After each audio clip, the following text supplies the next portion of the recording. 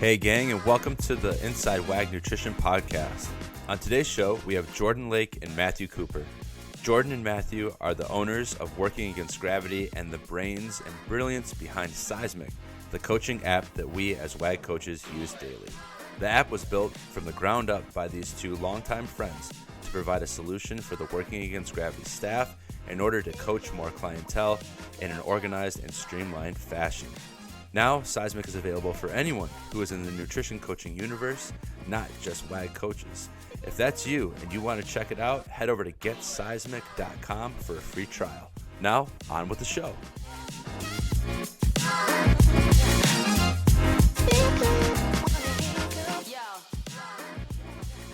Gentlemen, welcome to the podcast. Thanks. Yeah. Nice to be had. So, Nice lots to talk about. And again, we're talking to two guys that are deep within the tech world and are obviously deeply involved with what WAG has going on and all the things that are we got going on in the new year. So I wanted to get right into this first question. So go ahead, Chris. All right. So, guys, we want to know where you hail from and who do you share your space with? Who do you share life with? Well, I'm from Milwaukee. Without the L, that's how we say it, Milwaukee. And I've been here all my life, born and raised, South Milwaukee, which is southeastern Wisconsin. Yeah. That's a true Midwestern pronunciation. Yeah. And I live probably like a mile from Lake Michigan, west of Lake Michigan. So, yeah. Nice. Who all do you have in your household? Who do you live with? I live with myself and my wife, Sarah, and our now 1.5-year-old named Pickles, who's a cat. He's a cat. Yeah. I love that. I was secretly hoping that was your child, and it was just named Pickles, but kind of deduced that it might be an animal. He might still do it. He might still reuse that name. Where do you hail from and who do you live with, Matthew? So I'm actually originally from a small town in Florida called McClenny, but the past 12 years or so I live just outside of Atlanta with my wife, Erica, and we have 2 dogs, a yellow Labrador who's now 14 years old, and a beagle that's, she's like 11 now, I guess, and then we also have a cat, which is Kaylee. I don't really know how old she is. We rescued her, but... yeah, that's our little zoo that we live in here outside of Atlanta. In perfect timing as Josh's cat walks across behind him. Yeah. she must be hungry. She's making all sorts of noise, so it's good. She's responding to check-ins behind there, I think. That's right. Close the door to this room so that my cat wouldn't come in here, because otherwise she would be causing havoc the whole time. Yeah. If you re-listen to the intro behind Josh, you can hear Kaylee. You can hear her right now, too. I can hear her. Yeah. She's probably right out there. Yeah. Oh, it's coming from Matthew. I thought that was coming from Josh. He does sound like that a little bit sometimes. So, we have a cat door that comes into my office, so it's like we're kind of doomed. I can't block her unless I put like a piece of wood up. But we'll hopefully she won't cause too much trouble. But it's nice to meet another cat lover. I'm a big fan of cats. Chris is a dog type guy, but we'll forgive him. Yeah. We lean heavier to dogs in this house. My wife just felt bad for Kaylee, and when we found her, and so we rescued her. But we lean more towards the dog side of things. I'm sorry to say. So I guess that's Chris are on okay. a team. Yeah. We can all get along. We can all get along. It's fine. It's fine. So how did you guys? I mean, we'll go back. We'll start with Jourdan on this one. But how did you guys get involved with WAG and just in the nutrition space in general? Well, the nutrition space came to me before WAG. It started in probably 2014-ish for me, my nutrition fitness journey. I was up around, I think, 235, 230. And I really should be, healthy weight for me is around 180, 190. So I had some weight on me. And for whatever reason, I just got really motivated and wanted to lose that weight, which sent me down into the getting jacked hole, just getting jacked and huge. He wanted to get beefy. Yeah. What guy wouldn't want that, right? And it comes so easily.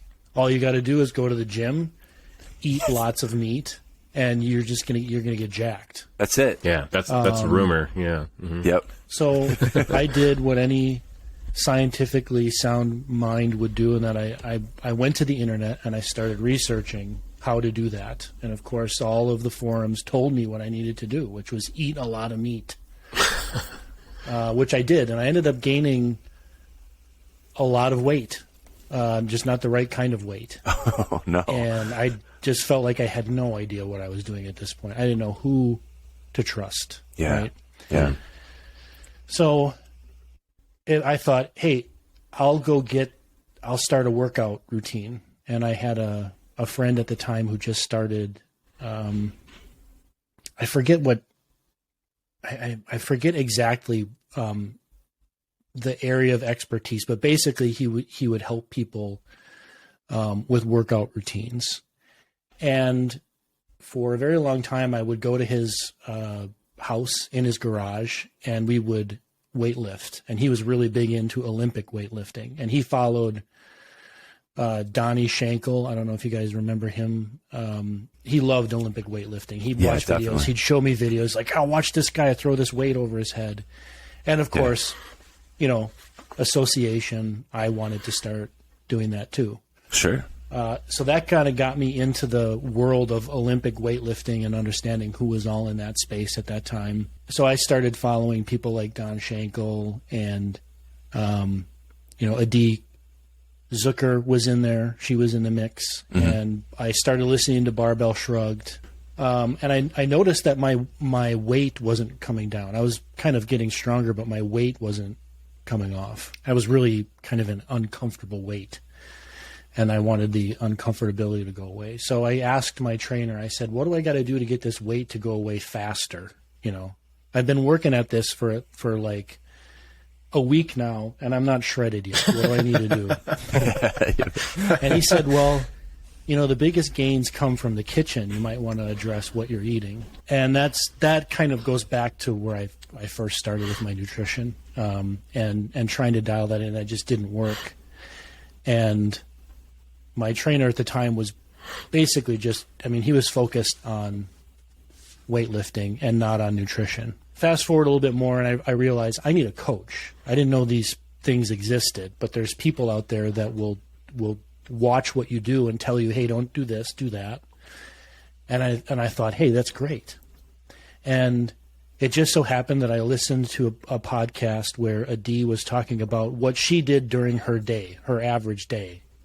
Get up, go to the gym, then she went to work, then she'd come back to the gym. She's talking about nutrition like it was no big deal. It's like, yeah, you just do this, this, and this. So I thought, why don't I give WAG a try and see what they can tell me?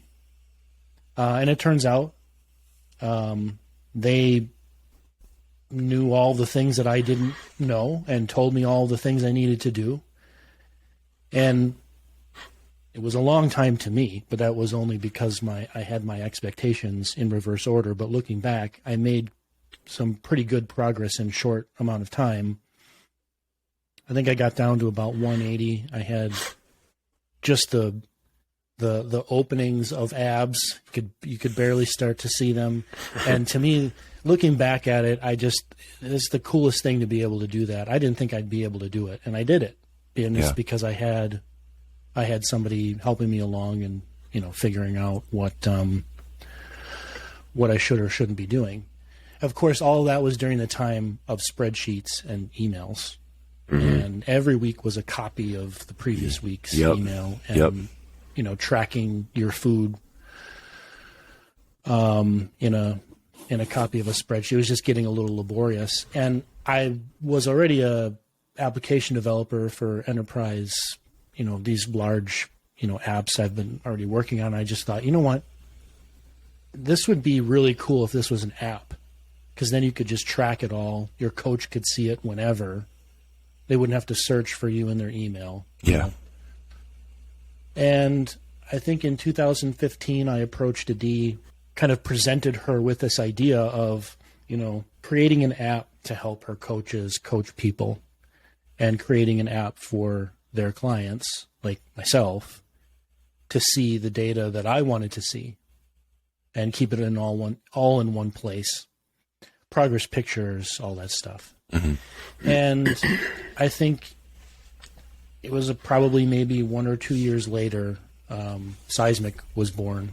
We partnered together. That's when I brought Matthew in to help me create Seismic. So Matthew knows all of the infrastructure behind the scenes, which at the time I didn't. Mm-hmm. Most of the stuff that Matthew knows, I don't know when it comes to servers. So Matthew's the server infrastructure guy, and I brought him in to handle all the server stuff. So and between him and I, we were the ones that made Seismic happen in around 2016-ish. Many late and months. We are forever grateful for you both for doing that. Yeah, us as WAG coaches, and then all the other coaching businesses and people that are using it are, there's nothing like it. So a quick question just to back up real quick. You had a relationship with Matthew, obviously, prior to you getting into like tracking your food and working on lifting and all that stuff, correct? Yeah, the story of how Matthew and I kind of came together in the universe is kind of an interesting story. We used to play, and we didn't know who we were at the time. But back around 96, 97, wow, maybe even up to 99, we were in the same chat room, playing the same game. Wow, so this is 15 years before you guys teamed up to build this this app. Yeah. Wow. Yeah, we would play a game online called Descent. Yeah. 1 and 2. We were really big. And I was making levels for it, and Matthew was really good at playing in multiplayer. I sucked, but I still liked playing it. Yep. And I think around 2008, so that kind of faded away. I moved out of my parents' house. I stopped playing video games and got married and moved on with life. And then in 2008, I opened up my chat app, which at that time seemed archaic. It was called ICQ. Yes. Yep. You remember ICQ? Oh, yeah. I think I even still remember my ICQ number. I still got mine in my head. What was the too. noise? Wasn't like, uh-oh. Wasn't yes. It didn't have like, those little sounds. Yeah. Wow. And it was just before it was before AIM, AOL Instant Messenger. Yeah. And it was, I think it had like an IRC chat plugin that you could get. It was really cool. I installed it, and because I remembered my ICQ number at the time. I logged in, and sure enough, Kumba, who was Matthew, was online. And I thought, this is a blast from the past. Are you still playing Descent? Yada, yada. And at the time, it turns out that I had been doing a lot of photography work, and I had explored photography quite extensively. And Matthew was just getting into it. And so I started to mentor and give him all of the knowledge that I had to him. And, time passed by, another, 5, 6, 7, 8 years. And we would still keep in touch because we would be practicing photography together. And that's when WAG started. So that's how it goes back to 95, really. Wow. That's incredible. Yeah, it is, yeah. I love, it's just, I've been smiling this whole time just because like the parallels, Jourdan, that you've been explaining are so familiar to me, because I think we're not too far apart in age and all that. But yeah, you mentioning ICQ and just your journey and all that stuff, like, oh my God, like I got broken up with over ICQ in high school. But like my, and I remembered my ICQ number for the longest time. It was like one of those, like, why do I know this kind of thing, That's fascinating. I love the long connection that you guys have had. And so, Matthew, like, what was your introduction into, outside of kind of like Jourdan, opening your world, did you have any other, connection to health and nutrition space, or was this an entirely new thing to you? It was Jourdan that brought me in on it. It's not very exciting for me, I guess, and maybe not very relatable, but I have been historically underweight my entire life. So whereas most people have been trying to lose weight, I think I've spent most of my life trying to gain weight. And, an easy way to do that is just eat a ton of food, I guess. Sure, yeah. At the time, I wasn't really, personally looking into anything nutrition-wise. Jourdan just came to me and said, hey, I'm on this journey for nutrition stuff. I'm working on this app. Didn't have a name at the time. It was just going to be this, nutrition app for this company working against gravity. I need some help with some stuff. Can you help me out? I'm like, yeah, sure. Because we've known each other for so long. I'm like, yeah, I'll help. So after, even during work, to be honest, now that I don't work at this other place, I guess I can say it. But at my old job, I'd be talking to Jourdan to help him out with it. And then, like I said, late into the evenings, we'd be working on that. And it wasn't until, I guess, maybe working on that for a few years, what impacted me, I guess, was that nutrition that WAG was showing to their clients was changing people's lives.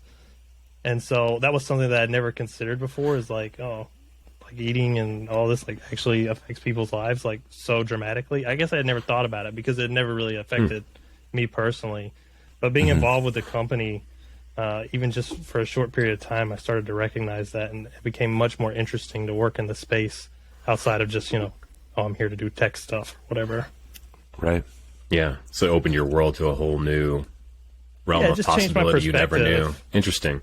So I know you guys have been in designing apps and web development and all that stuff for some years, but what did you guys do before this? And what was that shift to pursue these careers? Yeah, especially full time, like you said, you were working on this at your other job, which is pretty cool.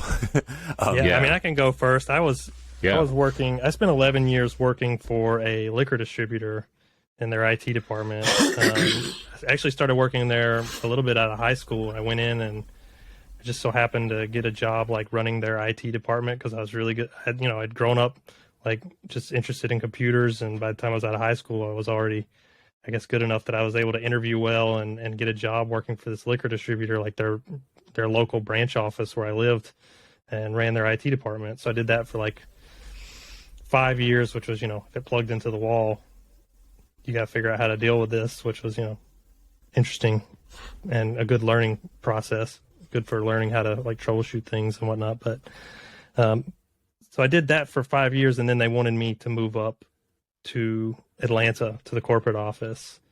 And so that's what I did. I ended up moving up, took a job at the corporate office. That's how I wound up in Atlanta, where I still am.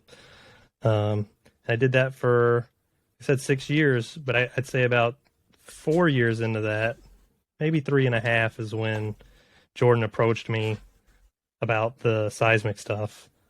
And that's when we started working on that. So I would work on that, like I said, during, in between doing what I had to do at my regular job. And then in the evenings, we'd be up a lot of nights till midnight, 1 o'clock in the morning, working through problems and issues, just trying to get stuff sorted. I think the goal, at least for me and maybe for Jourdan too, is I had tired greatly of my corporate job at that point. I'd been on 24/7, 365 call for years, and it was just it was absolutely soul sucking, to be honest. They call you at 3-4 o'clock in the morning, and then when you roll in at 8:15 instead of 8 o'clock, they're like, "What are you doing? You're late." It was just those kind of things that just made me tired of doing that. And I was looking for a way out of that. And so I saw this as this might be my way to get away from that, where I can have a job that provides for me and my family, but isn't going to completely crush me on a daily basis. And that's what it became. I eventually quit that job and came to work full time for WAG, and changed my life, honestly. Oh, that's cool. Yes, I love that. Yeah. Jourdan? Well, my career kind of has an odd start. My first career was when I think I was around 10. My dad instilled in me the entrepreneurial spirit. He bought me this green parking lot line striper, where you plug the can in and it's got the handle and you pull the trigger and it sprays a line. Yeah. And I made my first graphic design project was in Paint, and I made business cards for myself. And I put them into my little Epson printer, each one individually, and I printed out little business cards, and I went around the town asking if they wanted your parking lot restriped. Wow. And I think my first job was at a motorcycle dealership, and the guy actually was nice enough to allow this kid to paint lines in his driveway. And I remember it looking pretty professional, but that was through the eyes of a 10-year-old. I can only imagine those lines must have been all over the place, but I think it lasted about a year or two. I think we went back and they were all faded. But anyways, that was my first job. My second job was with my dad as an electrician, and that was what I thought I was going to be, was an electrician. My best friend was in business with my dad. They were partners, and me and my best friend thought we were going to grow up, inherit the business, and that's who we were going to be. We're going to be electric company business owners. Didn't happen. Some things in life with my dad and my business partner's life changed with the business. Business didn't work out.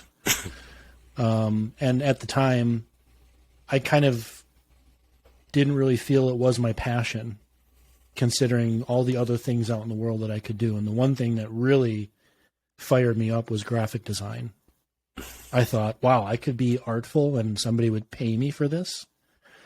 So I went off to that route, and my dad was, very supportive of that, which, looking back, I mean, to have a dad that I look back at my dad and I see him wanting me to take over the business and wanting to become an electrician because that's what he did. But I never felt like he forced me to. And when I told him I wanted to be a graphic designer, he immediately was writing up plans to figure out how to make that happen. He paid for my schooling, my tech schooling. And I look back and I appreciate that so much that, he didn't say, well, this is the way it's going to be. And, in this household, we're electricians, and, you're not going to be some pansy graphic designer. You're going to be a real man. You're going to be an electrician. I'm so glad that he wasn't like that, and he allowed me to grow. That even I remember I was on a scissor lift in a creative company downtown the Third Ward, Milwaukee, hanging a light fixture above a desk. And my dad was scheming with the owner of that company. He actually got me an internship, and I ended up sitting at that desk where I hung the light. So even then, my dad was trying to figure out how to get this to happen for me. And so I got an internship there at this company. It was called Core Creative. I think they're actually still there. My first boss, the best first boss anybody could have, Andrew Grossman. Shout out to Andrew. Shout out to Andrew. He's still out there. He's still doing the tech thing. I've met up with him a few times over the years for lunch. Another empowering person, just giving me work and seeing, having a vision for what I, ultimately wanted to become. And then after that, the internships, they don't last forever. So that didn't last forever. And I went back to being an electrician for a while up until I got married in 2004. And then one of my other friends, Stephen Fisher, who I owe 90% of my career development is to Stephen Fisher. Stephen worked at a company called Cheney Systems, and for anybody living in Milwaukee, you'll remember that their commercials, I'm not going to even attempt to sing it, but they had a very famous radio personality who would sing the Cheney Systems jingle, and at the time when you listen to radio, you'd remember that jingle. Anyways, he got me a job there as a graphic designer, working with him, he was my boss, and which was kind of cool because we would play video games together. So now my friend is my boss, so hey, it's cool. And one day, and maybe he remembers this differently, but this is how I remember it. One day him and his boss basically kind of told me, yeah, you need to make these websites work. Like, you need to learn JavaScript. And so I had to learn JavaScript. And I worked at home, so I didn't have like a desk mate or another employee sitting next to me. So I kind of had to teach it to myself. You know, I could ask my boss questions and things like that, but that was not, like, my brain was not in programmer mode. I was not a programmer. I tried programming, and I realized this is probably my first mistake. I picked C++ as my first programming language to learn, but I tried programming very young, and it did not work. I tried it, and it felt like there was no way. There's no way. My brain is not geared for this kind of thinking. Real quick, Matthew's face when you said C++ was like, if you're watching the podcast, like, that was outstanding. I think, Matthew, I feel like you have some things to say about C++, but maybe I guess we can wait and let Jourdan continue, but that was just classic. It's very funny if you're watching. I just had a very familiar experience is what Jourdan's talking about. It's okay, fair enough. It might have been, I think it was C++ was the first thing I looked at as well as trying to learn, and it was like, yeah, this isn't happening. I think I was like maybe 13 or 14 when I tried to dig into that, and I was like, nah, this is impossible.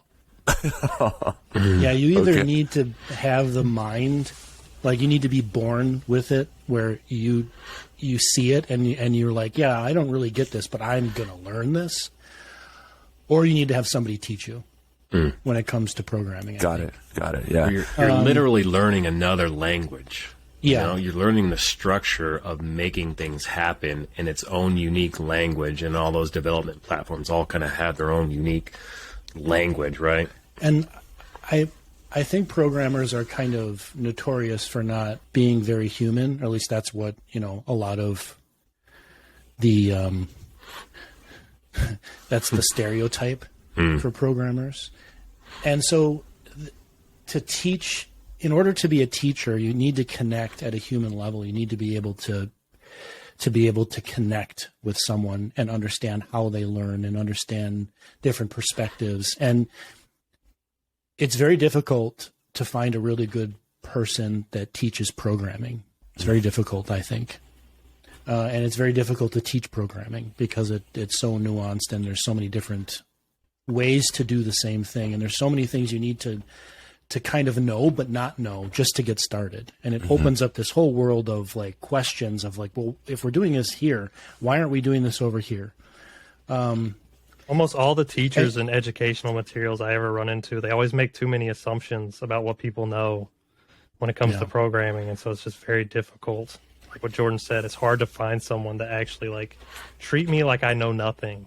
Like I don't understand anything. Like I was just born into this world, and you have to explain to me how to, like, even to breathe. Like, and that just, not many people teach that way. But for one reason or another, JavaScript happened to be a language that was easily accessible to me because I could run code that I found in my browser. So the development environment was easy to set up. I didn't have to figure out how to install a development environment. I didn't have to understand how and where to run, console commands or things like that. It was just in the browser. And so that got me taking the things that I had made visually and being able to make them work, which for me was incredibly satisfying. It's like a car designer finally seeing their car in real life and they can actually use it and drive it. Yeah. And that's what being a programmer was like for me. It was incredibly satisfying. My boss and my friend Steven moved on to a different job. A year later, he brought me with him, this time to a different agency, this time working more in like Microsoft type products. I got certified in SharePoint. That was a major nightmare in my life. Again, we have It's a Matthew. nightmare in anybody's life. They use SharePoint. It's the biggest dumpster fire of all time created by Microsoft. I think you'll find that most programmers' careers are filled with anxiety and stress and nightmare until they finally are just not actually working. Oh, God. Yeah. So I spent a lot of time doing graphic design and programming in SharePoint, which at the time was kind of novel. It was a novelty to have a programmer that knew how to program custom solutions for this SharePoint thing, but also make SharePoint look and brand it to the company. So that's what I spent a lot of my time doing at that point. And again, another career move. My friend and boss, Stephen Fisher, moved to another company, this time to an advertising agency. And a year later, he brought me with him. And that's where both of us really started working on more creative solutions. And this is where I started to get into iPad apps. It was at that job is when I started also trying to lose some weight, because how many years was that? That was probably several years, just developer buildup, just sitting there and sitting there and stress and just getting bigger and bigger and bigger and, more uncomfortable.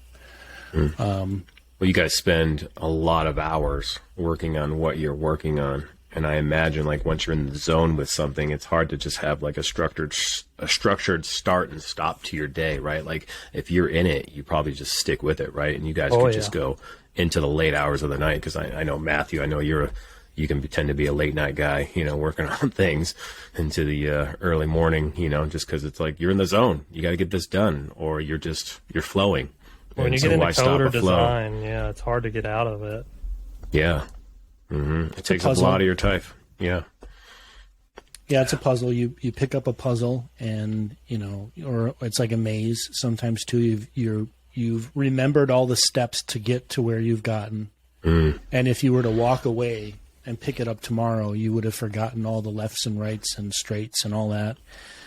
So you got to get to a spot where you no longer have to remember all that, and sometimes that means sitting in your chair at 8 a.m. and not getting up from your chair until 1 in the morning. Wow. And sometimes when you leave your chair at 1 in the morning, you go and dream about it, and you continue to work on it, and it just carries over into the next day. For me, a lot. I think that comes with not having a large team, which when Matthew and I started, it was just us. Yeah. So there's a lot of work. And to make Seismic, Seismic was built in its first early adaptation. It was built by myself and Matthew.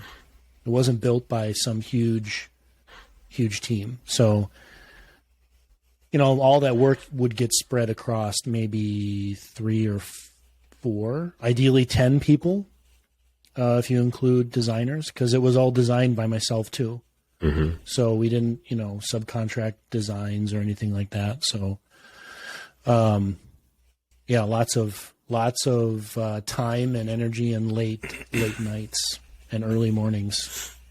Yeah, that's a nice, unintentional kind of segue, because my next question was going to be, can you talk briefly about the different versions of Seismic that we've been using and the current one that you're working on?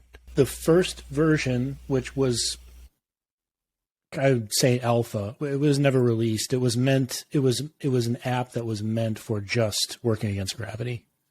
In fact, it wasn't even going to be named Seismic. It was just going to be a part of the Working Against Gravity website.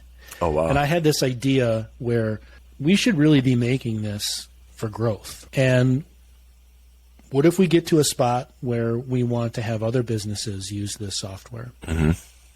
So at the time, that can be a very scary thing to, it kind of makes it look like, we're just going to be creating competition for ourselves. Right. Why would we want to do that? Right. So that idea was shelved. And to be more specific, the answer to that idea was no, we are not going to do that. I disagreed with that idea, and I built it into it anyways, because we could always, I could always just turn it on later. Better to build it now and not need it than. And I felt like this was going to be ultimately, from a growth perspective, a no-brainer. There's going to be at some point, there's going to be where this makes a whole lot of sense. Right. The first version that we released of Seismic was the version prior to where we are at today, version 1. And that was built on some technology that I had learned over the previous years prior to 2015. So for programmers out there, web developers, we're talking like web forms, ASP.NET, postbacks, any sort of Angular, no single page app. I mean, it was pretty, compared to now, it was archaic. Yeah. Version 1 was. And Matthew, you were deeply involved with this process as well. Yeah. There were some technologies I remember that we were kind of getting into that have carried over into the new version that neither one of us had really done anything with. Redis is one thing that comes to mind that we spent a ton of. It's like a caching system that allows you to cache different things and then access it very quickly. And I remember that was one of the systems that we spent a ton of time with trying to get that working, because we just didn't have much experience with it. Again, it was just whatever Jourdan and I had known from the past, and then trying to figure out like, oh, we've got this problem. How do we solve this with what we know?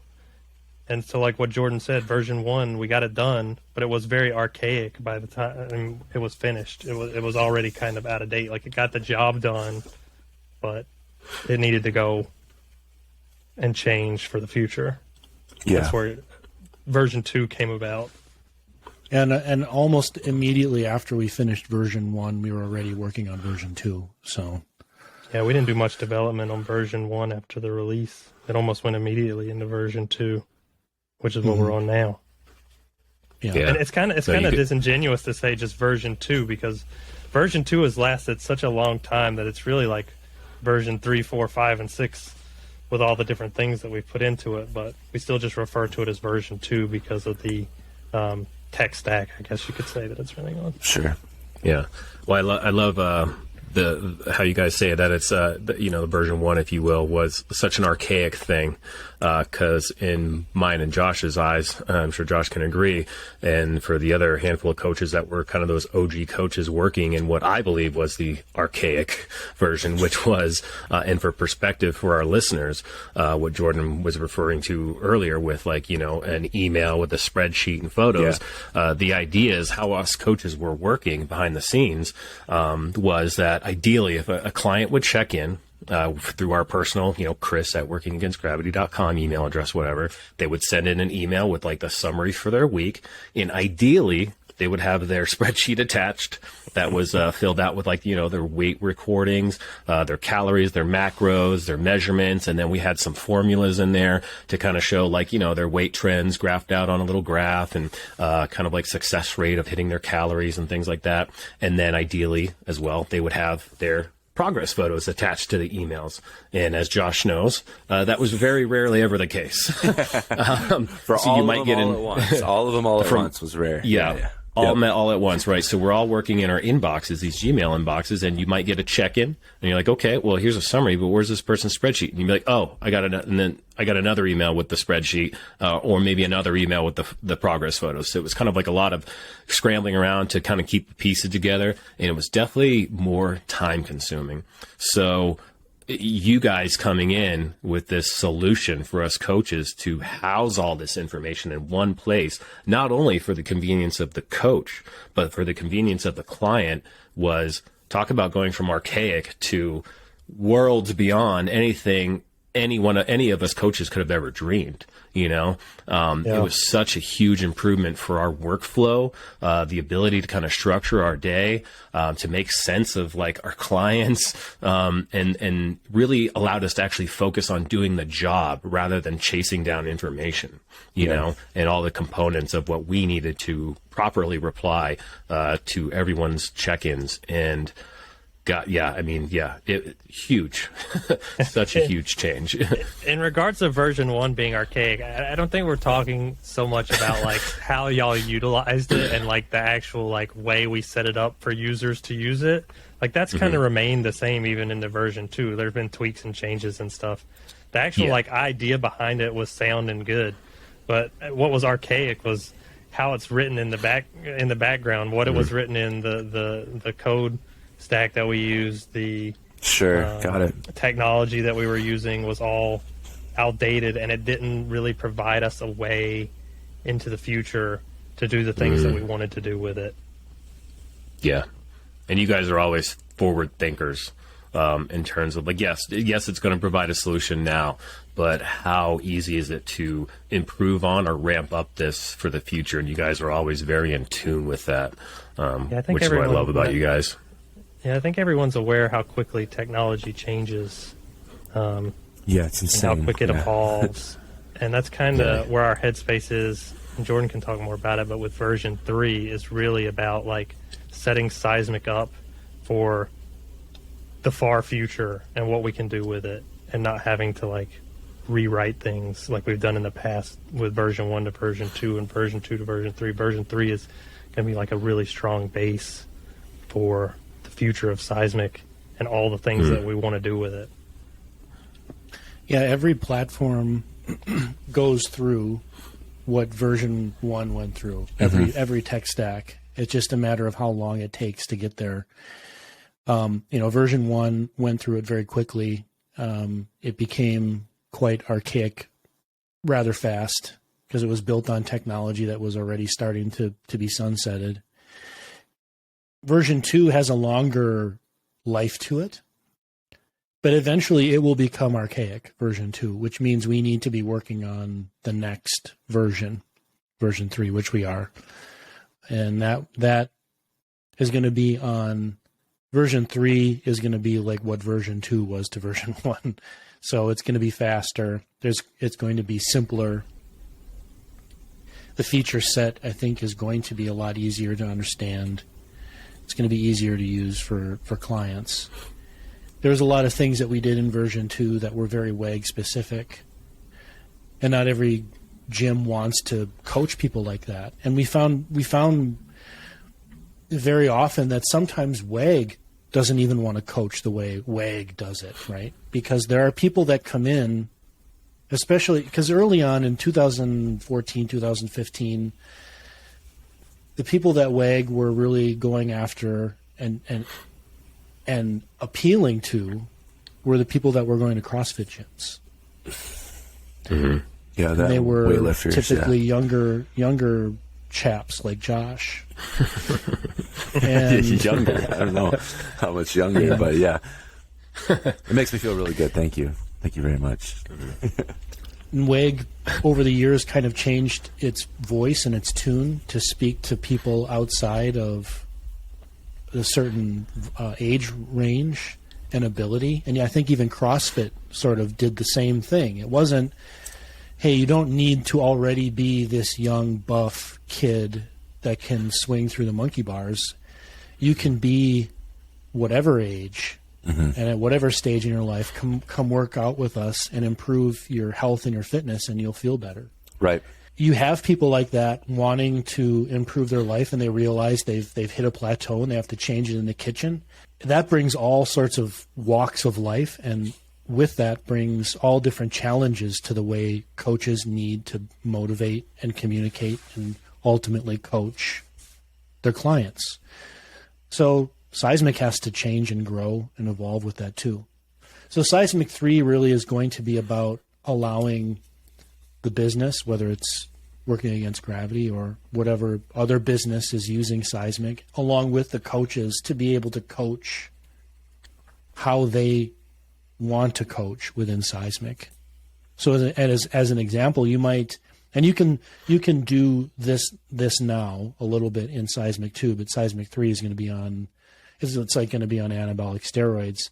You might not want to be or have people focus on nutrition at all. You might find out very quickly that whoa, this tracking nutrition is we're not there yet. We've got to unravel some stuff first. So I'm going to turn off all the nutrition stuff, and I'm going to start making for you custom goals.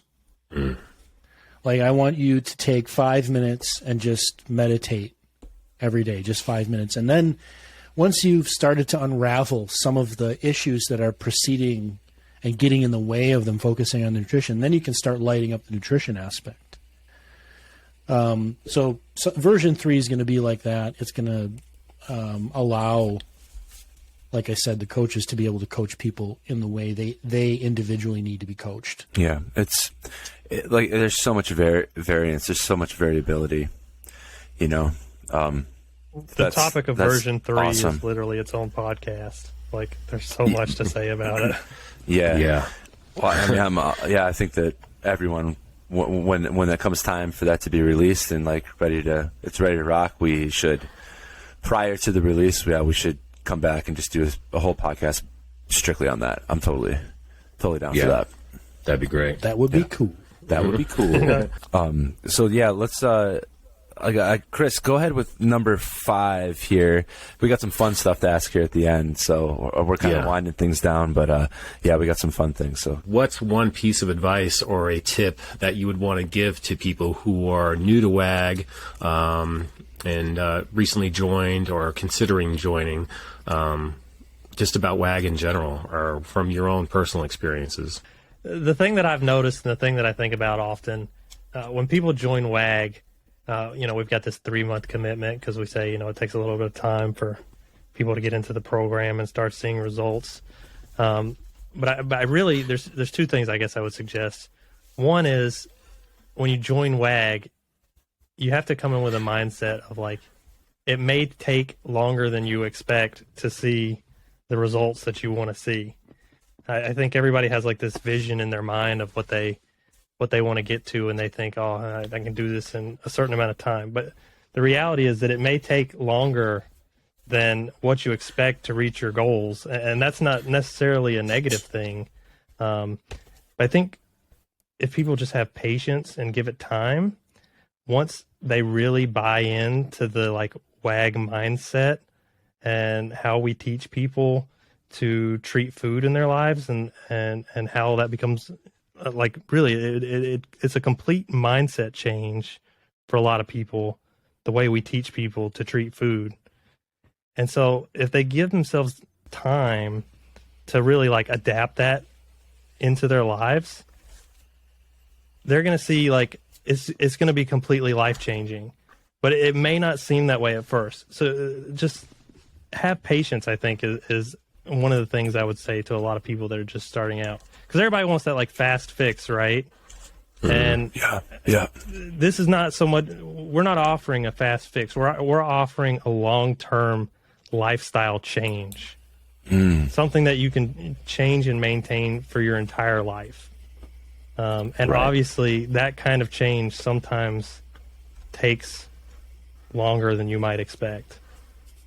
Like longer than a week, like Jourdan expected to get jacked? Yeah. Okay. It's like Seismic. Seismic 1, Seismic 3, we're finally going to be jacked. But it took us, it took us, I mean, it's not going to take you this long I don't think, to reach your nutrition goals of 7 years now we've been working on Seismic? 8 years? Yeah. And it's finally going to be jacked. But, sometimes it takes, there's different versions of yourself, I guess, as you go through the nutrition journey before you get to that, like, final, Super Saiyan or whatever version of yourself. Yeah. I love it. Good analogy. Yeah, for real. Yeah. For real. So like, that's the main thing I think of, because I see a lot of people that, like, join and they're like, the end of the 3-month commitment comes and they're like, I haven't, I wanted to be completely jacked and lose 100 pounds and, it's been 3 months. I haven't got there. Peace out, guys. I'm going to go look for something else. Yeah. And that's just like, it's it's an unrealistic expectation. So I'll say that. And then the other thing is that, and this is difficult, I think, for some people. It is for myself, but you really have to like trust your coaches, because I think people come in and like sometimes you guys tell them things that they don't expect, or that they're like, oh, I don't know if this is going to work for me. You guys don't know me. And so then they don't really commit to what our coaches are telling them. And then they fail. And they're like, well, it didn't work for me. But for it to work, you really got to have like 100% buy-in. You've really got to buy in to what your coaches are telling you. And you've really got to like commit to what they're asking you to do, even if and it may be very difficult for some people to do that. But if you do listen to your coaches, I mean, I can't even tell you, innumerable success stories of people that completely buy in, and now their lives are changed forever because of being on the WAG program. Yeah. Yes, because they trusted the process. Exactly. Yes. They're patient. Yeah, you gotta forget everything you know, and just put aside all of your biases, and just have complete buy-in, and it will work.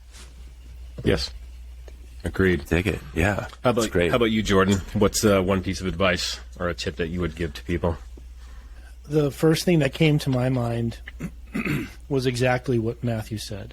And I suppose I could put it a little bit differently, and that is don't give up. Don't never compare surrender yourself. Never surrender. Don't compare yourself to others.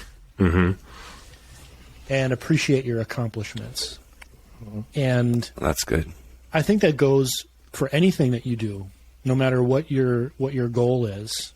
You could think about what Matthew and I have been able to accomplish and where we came from with Seismic, or you could think about this from the perspective of where you are right now, thinking about maybe starting a nutrition journey. When you first start off on a journey of growth, and Matthew kind of alluded to this, you have this vision of the end, where we see ourselves having made it and accomplished our goal. We're jacked. And that vision of jacked Jourdan it's like the analgesic that numbs the thoughts of the challenges I know I'm going to hit. Like, I'll be fine. I just keep thinking about how huge I'm going to be. Whatever challenge I hit, I'll be able to work through it because it'll be worth it. Jacked Jourdan definitely numbs my thoughts, I'll tell you that. Thanks. And so we reassure ourselves that we know there's going to be challenges. And we're gonna face them, but the ending is gonna be it's gonna be glorious. But we all know, no matter what we do, that thing fades, that idea fades, that vision of the end kind of fades, and that first challenge hits. It's the first thing that we come across, and man, does it feel more real than we thought it was going to feel. And I think the common knee-jerk reaction to this is to kind of check ourselves by comparing. Oh, yeah. And what we should do is we should compare ourselves to where we were a week or a month or a year ago. But we don't do that. We compare ourselves to the people that we look up to.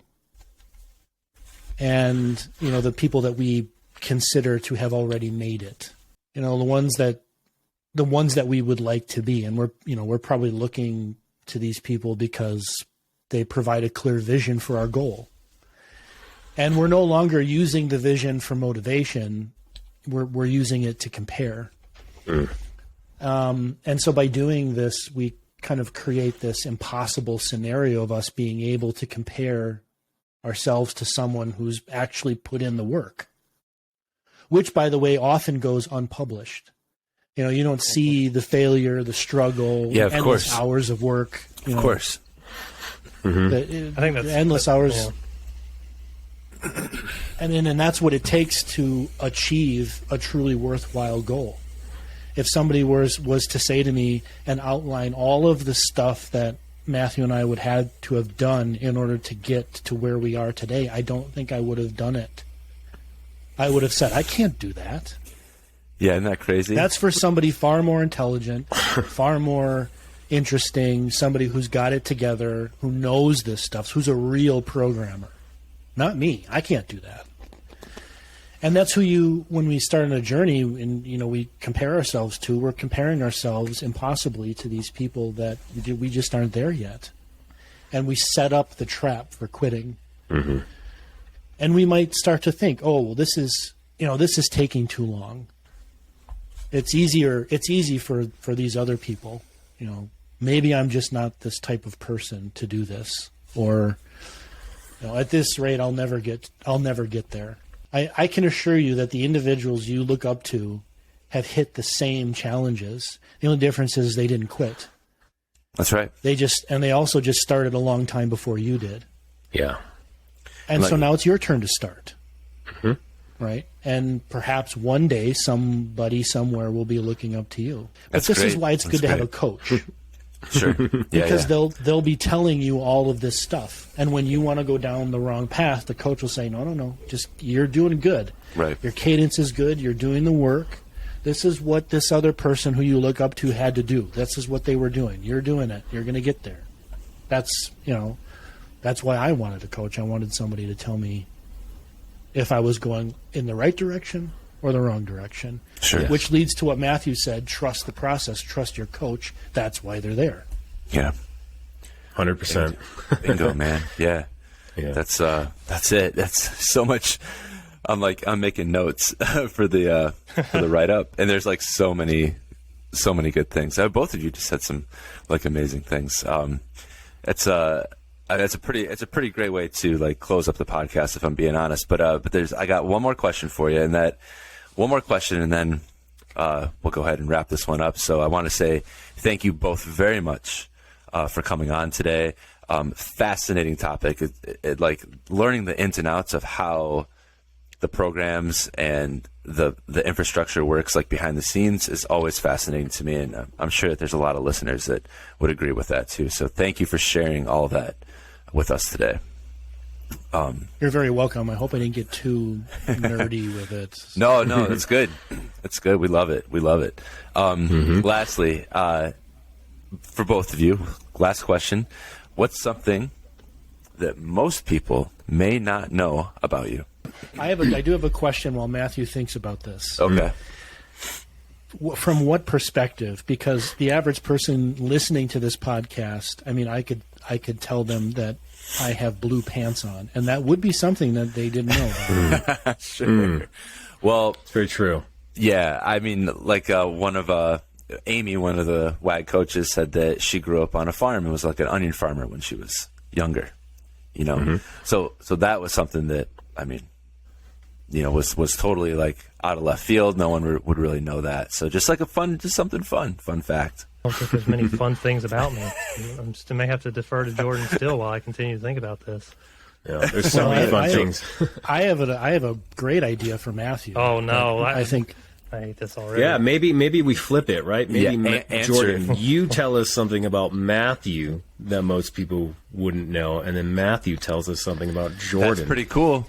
That's people pretty good. Wouldn't know.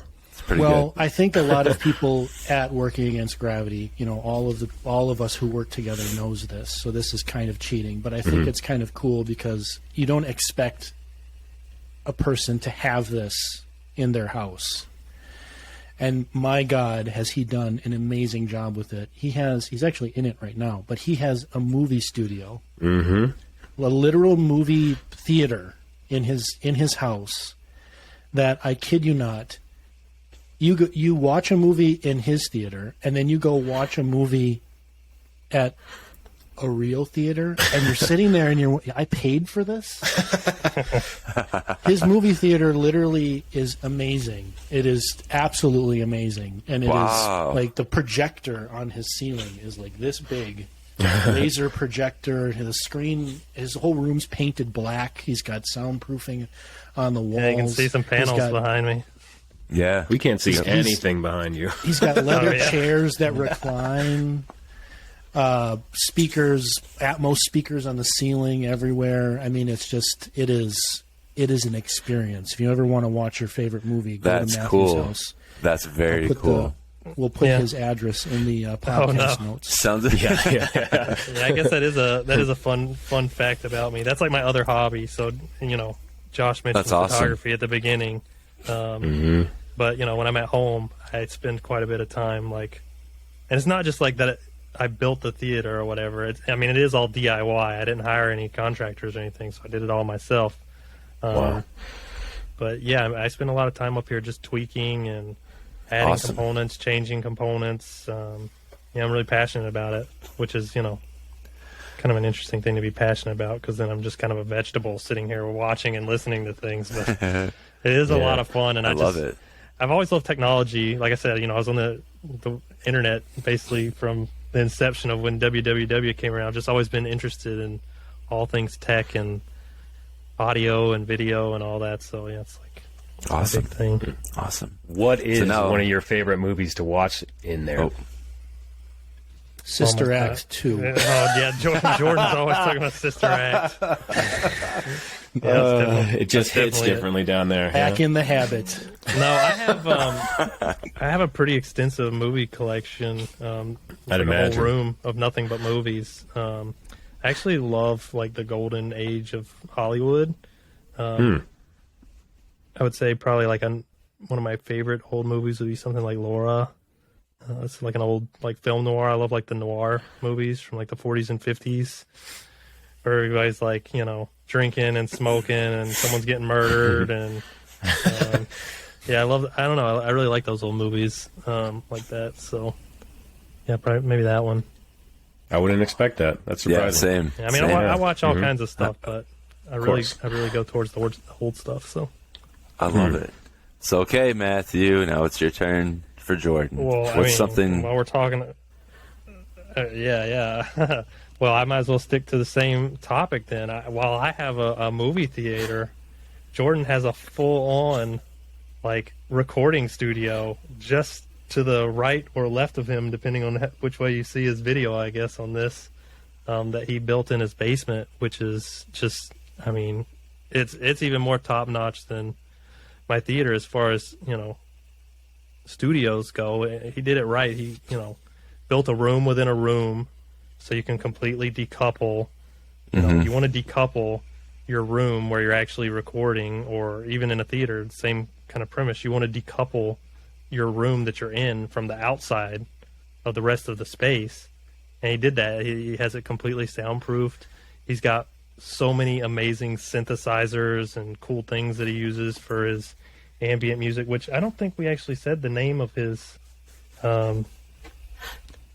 project. We need to name drop that so people can check it out. Yeah, I'll be putting that in the show notes. But for those listening, it's jourdanlaik.bandcamp.com, and that's JOURDANLAIK.bandcamp.com. Yeah. Or you can look him up on Spotify as well. Yeah, we need to put some sweet photos. Solo project, which is just my name, and then I've got a collaborative project with Philip Wilkerson, and we call ourselves Time Being. So that's the collaborative after Time Being is on Spotted Peccary Records. So that's the record deal I've got with them. That's super cool. I'll say this about Jourdan's music though, the new stuff that he's been working on. Jourdan's put a lot of time and effort into growing his ability. He's taking all these different lessons for piano and guitar and all these various instruments. But even just his last album to the stuff he's let me hear that he's working on now, it is really becoming what he's putting out now is very cinematic and just so amazing. He's really come a far way, I would say, in this past year, even from what is out there now. So definitely stay tuned for that, because it's really good, the stuff that he's working on now that's going to be put out. I don't know when, but it's something to look forward to for sure. Yeah, we're excited. Matthew, you're the first person to ever say that, actually. Probably the last, but That's okay. I'll keep it right in my heart. That's awesome. Thank you. That's awesome. So exciting. Yeah. Well, guys, thank you again. Thank you so much for coming on and sharing so much information with everyone. And like I said, when Seismic 3, when we get ready to launch that, or I should say when you guys get ready to launch that and release it to the public, we're going to do another one. So thank you all very much for coming on today. Thank you. Thanks.